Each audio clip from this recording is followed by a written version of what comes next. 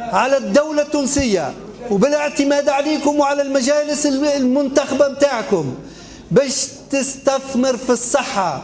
ما عادش معقول أن امرأة باش تولد في تالة يهزوها بين الحياة والموت إلى سوسة. لماذا؟ يجب أن تكون كل المستشفيات في كل بقعة مجهزة بأحسن التجهيزات وموجود فيها الأطباء الأخصائيين.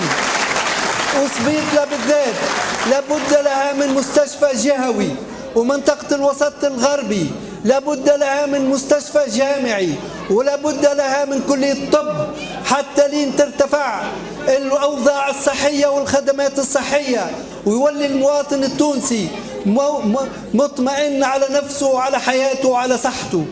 ما عادش ممكن أيها الإخوة، ما عادش ممكن باش الإنسان يقرأ 15 سنة وبعد يمشي يعزز صفوف العاطلين عن العمل.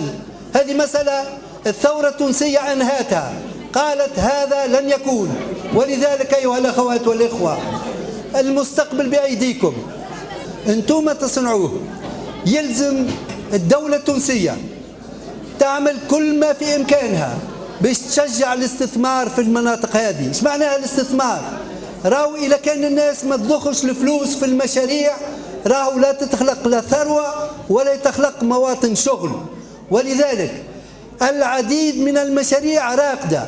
وقت اللي أنا كنت في وزارة التنمية الجهوية اطلعت على العديد من المشاريع اللي من شأنها أن تحدث آلاف مواطن الشغل في منطقة الوسط الغربي وبما فيها منطقة القصرين وسبيطلة.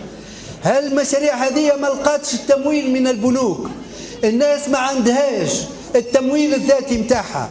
دور الدولة أن تقدم الضمانات باش تشجع البنوك على تمويل المشاريع، ودور الدولة أيضا باش تقرض المواطنين في التمويل الذاتي، لأنه ساعات تجي للمواطن الإشعار ويقعد 4 و5 سنين وما ينجمش يلم التمويل الذاتي.